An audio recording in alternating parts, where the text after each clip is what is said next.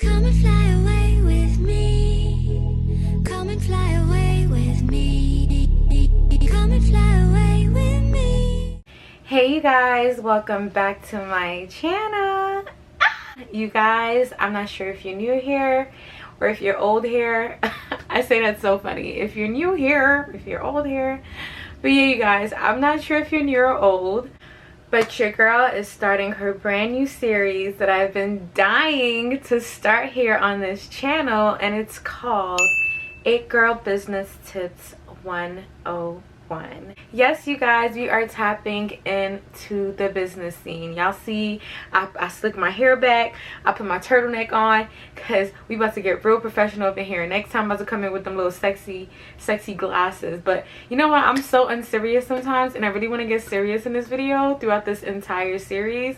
So without further ado, let's get started. Okay, you guys, I am here to speak to my entrepreneurs, my entrepreneur babes, or my girls who have decided that a 9-to-5 is just not for you. For me, a 9-to-5 is just not for me. The corporate world, the workplace is not somewhere where I thrive. I feel like I have the passion, the skill set, the ambition, and the purpose to start my own business. And I know that I'm not alone on this journey.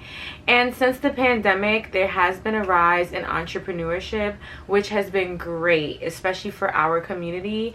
Being a Black woman in the entrepreneurship industry is not an easy road, and those of you who have already embarked on that road, you guys know this, and those of you who are ready to embark on this road have to be prepared for this. It is not easy for us, okay? As Black girls in corporate America, it's not easy for us there. And when we transition into owning our own businesses and licenses, entrepreneurship in every aspect, is going to get even harder. But the freedom and the financial freedom and the financial literacy and the quality of life that you're going to get to experience by owning your own business is going to surpass all of the fears, all of the doubts, all of the obstacles, all of the bridges. Is going to surpass anything negative, because that feeling of joy, feeling like I made it, I did this, and not only did I do this, I have the wisdom now that I can pass down to my kids, to my family members. Like, that's what a legacy is, right? So we're building legacies. So I'd like to kick off this series by discussing some of the 5 major key points needed in building a foundation of a business. So we're not going to go into detail about everything. We're just going to brush over the major key points. These are the things that you're going to need in order to begin the business process and be successful throughout the business process. Because it's one thing to start, it's another thing to be consistent, right? There is absolutely no point in starting a business if you're not going to remain consistent. Consistency is literally the key to accomplishing any goal. This is not just in business, this is just in life in general, okay? So with that being said, let's get started. I don't know about y'all, but I don't want to be an Instagram business, okay? I want to be a brick and mortar business. I want to have shares and stocks and stores in countries I can't even pronounce the name, and I just want it to be very demure, very demure, very mindful type of business. Y'all, I'm being unserious right now, but I'm so serious. Like, Instagram is supposed to be a tool, right? I want to do a separate video on why we should not focus on being Instagram businesses, but I'm just going to touch base briefly on this. Instagram should be a tool. Instagram should be a stepping stone for marketing. It shouldn't be the sole base of your business. So if you're a person right now who is embarking in entrepreneurship and you're primarily running your business through Instagram, that's payments, that's consultations, that's marketing, everything, this video is definitely for you. You should definitely tap in, because we are working on transitioning our way out of that market, okay? We're not going to be Instagram boutiques anymore. We're not going to be Instagram hairstylists. We're not going to be Instagram nail techs. We're going to be actual nail techs, licensed nail techs, licensed technicians, license, business, LLC, the whole 9 yard. We finna be legal in this motherfucking country, okay? And it sucks because the reason why I feel like I need to even start this series is because we don't get taught financial literacy in school. They teach us how to work for someone. I had a whole course on how to create a resume, but I've never gotten a course on how to save my money, how to grow my money, how to create my money, how to invest my money, you know, how to maintain my money. There's never been courses on that, and those are key components that are needed to just live a happy, fruitful, successful life and have successful businesses and endeavors, etc. And we just don't have that knowledge. So I'm hoping that this series is a, what can I say, leap into that realm of sustainability and a financially stable and comfortable life, right? And a lot of people establish a comfortable life by owning their own business, multiple businesses, etc., family-owned businesses, partnerships, solo businesses, all types of businesses. That's one thing about living in America and in the United States, is that we are a free enterprise country, meaning that we have the right to literally make any type of money we want doing almost anything that we want to do.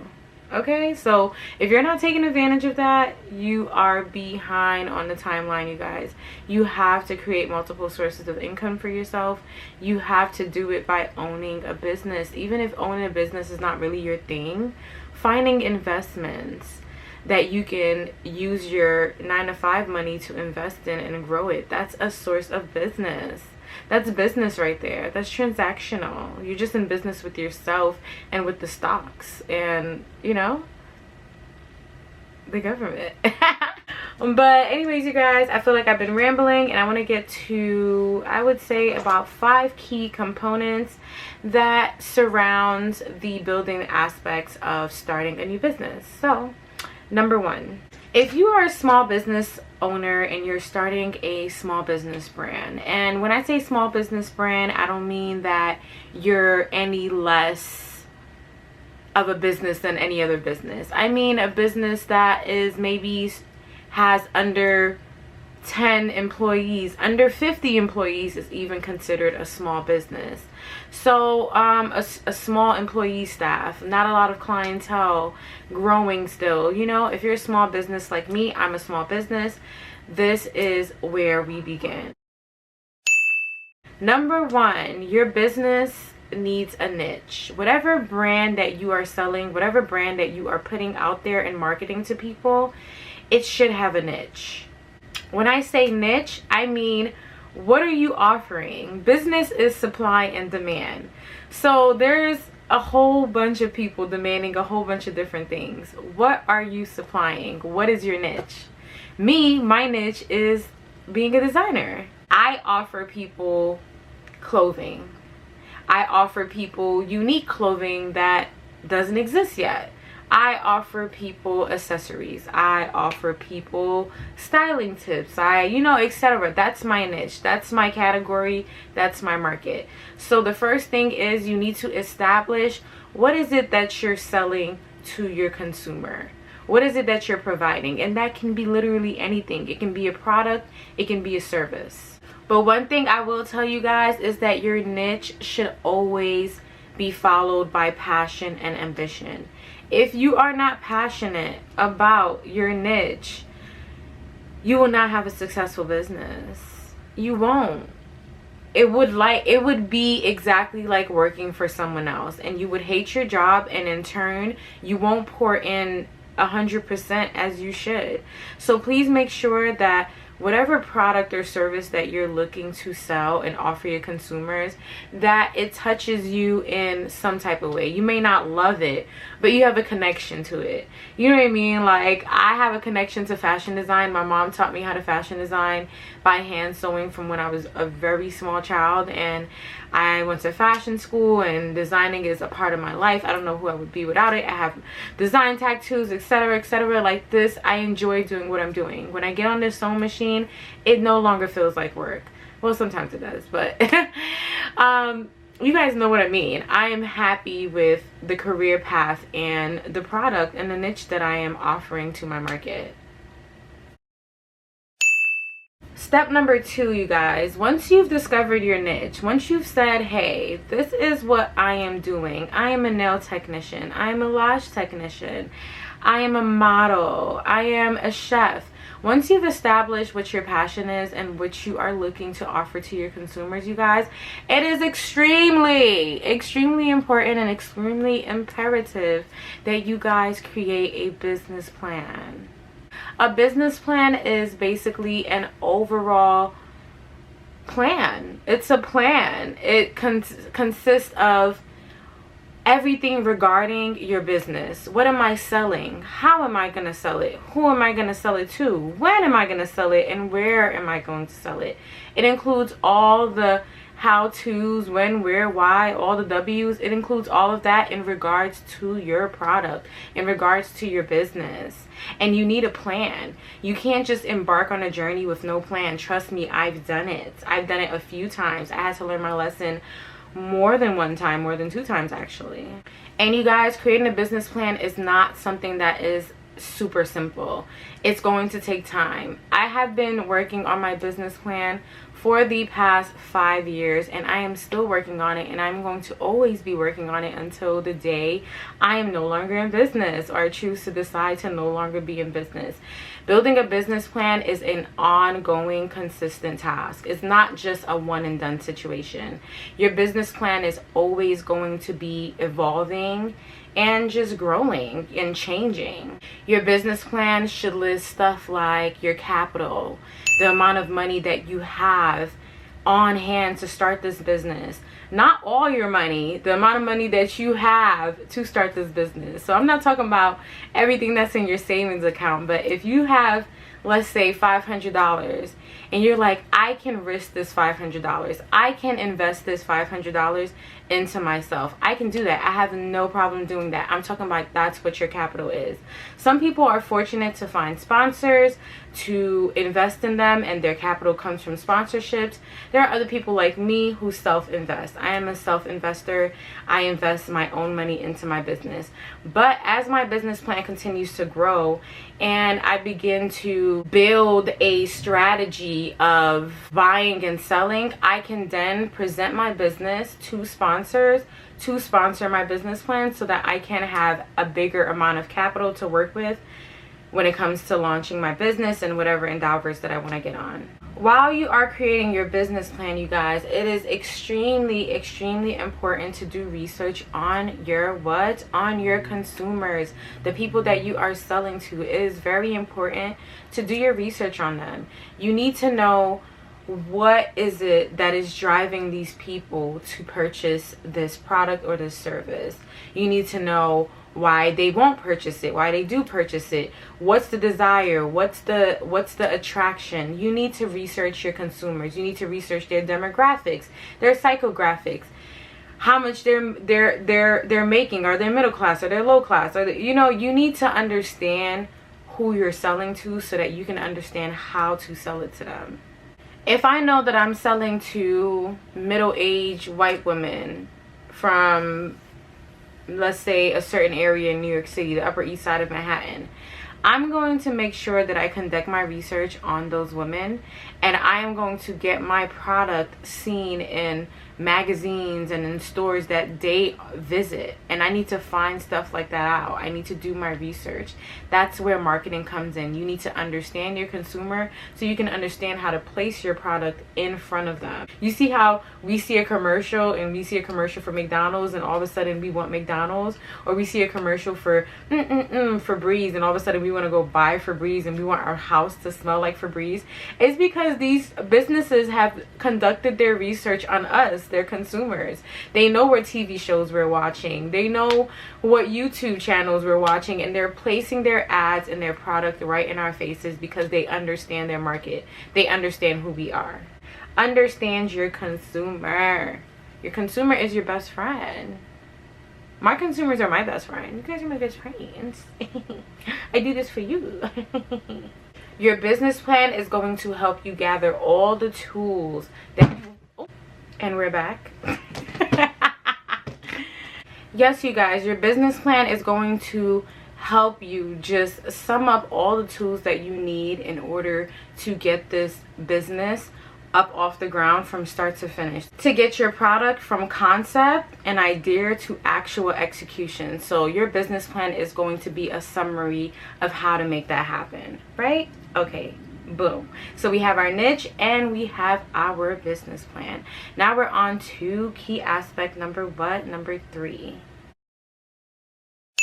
Create a business name, you guys. Now that you understand what product you want to sell, you understand who your customer is, and you've wrapped your head around how you're going to make this happen, you need a business name. And because we're in year 2024, there are a lot of business names that are taken already and not available. So now it means that we need to get creative. But when it comes to business names, we want to remember that we need something that is memorable. We need something that is ear-catching, eye-catching, concise, straight to the point, that something that your consumer understands and can automatically recognize your brand. We need something that is of you, like something that speaks to the client. And sometimes you're gonna find that it's easy to come up with a business name. Sometimes it's gonna be difficult. But make sure that you come up with a name that you are passionate about, you guys, because the next step after creating your business name, your business plan, and finding your niche, you're going to need to register your business name in order to be a real, actual functioning business in the state that you are living in, to be recognized as a business. In order to get all the business benefits that the government offers as far as health insurance and tax exemptions, etc., you need to be registered as a business. Being registered as a business doesn't only help with credentials. You know, even like if you're ordering for your business, do you know that you can fill out certain forms on certain wholesale websites with your EIN number, which is a business number that comes with your license, and you're tax exempt. You don't have to pay tariffs, you don't have to pay taxes on wholesale items. There's a lot of things that comes with having your business being legally registered. You can register your business on Yelp, online local directories such as Google. You can register your business everywhere once it's legal. And having a legal business protects you, you guys. Having a legal business also protects you. If I am running a business, for example, underneath my personal name, and something happens, I am now liable for whatever has happened.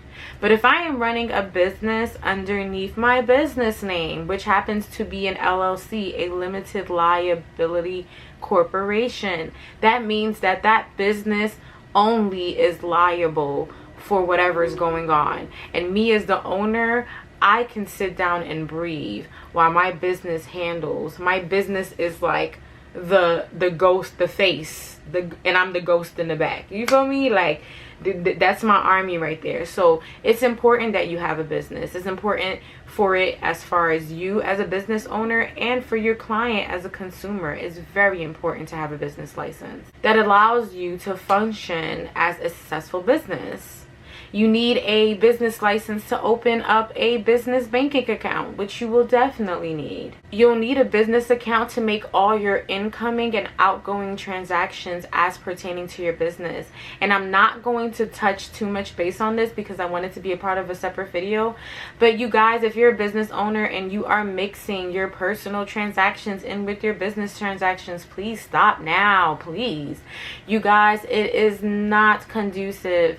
It is actually very harmful to mix your incoming and outgoing transactions when it comes to your personal and business. They should always be separate, which is why a business bank account is very important to have. And you will need a business license to attain one. You will need a business license to attain business credit cards, to attain loans. You will need a business license to even have someone sponsor you. So please, you guys, it is very important to have a business license. Currently, I live in the state of New York City, and business licenses out here, depending on where you get it done from, ranges from maybe $250 to about $300, and then some other associated fees. But you guys, please research how to attain a business license in your local city or state, and make sure you grab one ASAP. Number 4, you guys, make sure you have your product or service ready for sale. You guys, a lot of people like to go ahead and, I have a business. I was that person. Oh, I'm a business owner. I have a business. And then the clients come in and the consumers come in and they're ready to support. They want to see what you have to offer. They're like, where's the goods at? And you cannot show and prove, you guys. It is very important that if you are launching a product, for example, if you are selling food, for example, you need to make sure that you have your food prepped in the kitchen so that when your doors are open, whether it is slow the first day and it is slow the second day, you never know when that customer is going to walk in to inquire and to purchase this product. So you need to stay ready so you don't have to what? Get ready. Whether you are creating the inventory yourself, whether you are purchasing the inventory wholesale, you need to make sure that you have a plan in place. And there's something called a product schedule, you guys, a production schedule. A production schedule. A production schedule is basically a timeline of the production of your product. Meaning, if I start producing this product, whatever it takes to produce it, if the process begins on August 1st, how long and what steps will be taken for me to have this product in stores and available to my consumer from the day it starts being produced to the day that it's in store. That timeline in between those two factors are your production schedule, and you need to be on top of your production schedule. That's how you know when you have inventory coming in, you have inventory coming out, and you can calculate how much inventory you will ultimately need. Do not get me wrong, you guys. Although I am telling you guys you need to have inventory and product and merchandise ready to go. If it's services, you need to have the services ready to go. You need to have your employees ready to go. However, do not overproduce. A lot of times small businesses overestimate the amount of support they're going to receive. You guys, followers do not mean sales. Okay, so just because you have something thousands of followers doesn't mean that you need to go out and produce something thousands of merchandise. Okay, that's the reason why Macy's has a sales rack every week, because they're overproducing sometimes, and they're producing so early on that by the time the consumer even lays eyes on this product, they're not even sure that's what they want. That's why it's very good to keep your inventory manageable. Do not underproduce and do not overproduce. Do your research. Understand how big your consumer base is and how big it can possibly get, and stay on track with that time frame so that you can always be on top of your production schedule and the quantity that you are producing at all times, so that you are not losing money and you're also saving money. Make sure you care about the product that you're pushing out. Don't just produce anything to anyone. Don't just give any type of consumer service to anyone. A lot of times we have the skill set. Yes, we have the skill set, but we do not have the wisdom and we do not have the knowledge to support it. We have to make sure that our customers, our consumers, are happy with their product and their services. If you're doing packaging, make sure you care about the way your product is being packaged and the way it is leaving your hands and ending up in your consumer hands. If you're cooking, make sure that your food is good quality. Make sure people are not getting sick. Make sure your restaurant staff is properly educated in customer service. That's in any field, you guys. I know I'm talking to you guys like, make sure this, make sure that, like I'm a military agent, but I promise you, these things will make or break your business. And when you are investing so much time, blood, sweat, and tears and money into something, you want to make sure that you are taking all the right steps so that you can what? Flourish and conquer and what? Thrive. Make sure you're not just pushing out product. Make sure your inventory has a tracking system. Make sure you guys are creating SKUs for your products, which are style numbers, barcode numbers, to indicate your inventory so you can know what it is that you have and how much of it that you have. Make sure that your products have descriptions, content quality, so that people can know what they're allergic to, so that people can make good buying decisions. Make sure you're providing all the information needed to make this buying experience as seamless as possible, where your consumers are very well informed about the product and the service that you are offering them, and there are no discrepancies in the transactional process. And make sure you are following all of your state's bylaws and guidelines, you guys. Bylaws and state's guidelines can be found on any .gov website within your state, and these are basically rules set by the government on how you can and cannot run your business in their city or state. Make sure you are keeping yourself informed so that you're not breaking any rules and you're not getting yourself in any financial or criminal trouble on your journey to entrepreneurship. You guys, my final key points, last but not least, you guys, and trust and believe.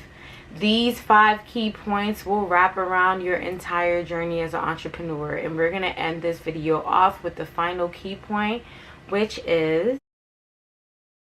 establishing your brand identity. Y'all, this is extremely important. That's why I left it last, you guys.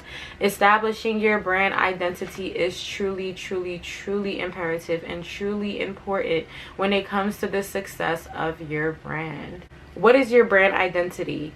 It's basically how people recognize your brand, what people recognize your brand for. If you're a brand where you're an artist and you mostly paint, but you paint in only shades of pink, and or you shoot your pictures only from the ceiling down, like, it's basically attached to your niche. What are you known for? What do people know you for? And it can't just be the product sometimes, because like you have seen, right, there are a million bread companies that produces bread, and they all sit along a long shelf down Walmart, right? And there's hundreds of bread brands sitting along this shelf. How do you decide which bread that you want? How does consumers decide? Consumers decide because the brands have a brand identity. I know that I want hard dough bread, so I'm probably going to go for artisan bread. I know that I want raisin brand, and I love this brand, the swirl, so I'm gonna go for that. And I remember that the package is purple and it actually has swirls on it. Just key things that help me remember the actual brand that I'm supporting, because they're consistent in it. Me, when I end off my YouTube videos, I always let people know, if you're not going to do anything else, pour into yourself. That is a brand identity right there. People are going to hear that phrase and they're gonna automatically remember me. When I think of red and yellow, I think of McDonald's. When I think of a king and a burger, I think of Burger King. You get what I mean? So establishing a brand identity, that is very strong, you guys. You need a brand identity. You need people to make sure that they can recognize you when they see you. And because we are in a new day and age, and word of mouth advertising is still one of the most and highest proven sources of marketing. However, we are in a new day and age, and online marketing is very important and very crucial in all of our lives. I think that if you are not online marketing your business is bound to either be stagnant or fail, because everything is online. All eyes are online. A majority of your consumer base, if not all, are online. And it's not saying that they're online looking for you as a business, but they're spending their time online. So now you need to do what? Place yourselves right in front of their faces. That's what you need to do as a business. Place yourself in front of these people. That is why companies pay YouTube for advertisement, because there are many people who sit on YouTube and enjoy the content, and in between enjoying that content, boom, an advertisement is placed in front of you by one of your favorite brands. You thought you forgot about them, but here they are. They said, knock knock. I'm here, buy me. You need to be that. That's what you need to do. Follow in their footsteps. By doing this, tap into paid promotion. Do not be afraid to invest in yourself. Promoting yourself is not always going to be free. The internet has made a lot of routes for us to have free promotion, but there are going to be times where we're going to have to pay up or fess up, okay? You got to pay to play. That's what I'm trying to say. You got to pay to play. You ever go to the casino? You got to pay to play.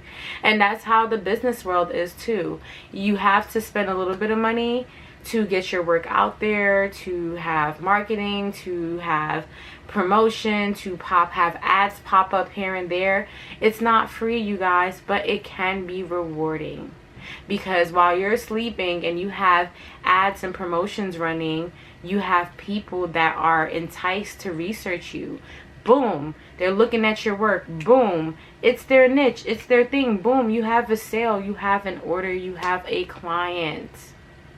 And it keeps growing just like that. And make sure that you are being creative when it comes to your brand identity. You don't want to be boring. And if you want to be boring, make sure it's creatively boring. Like, you know what I mean? Like, you don't want to snooze fit. You definitely want people to remember you by something. Like Ice Spice.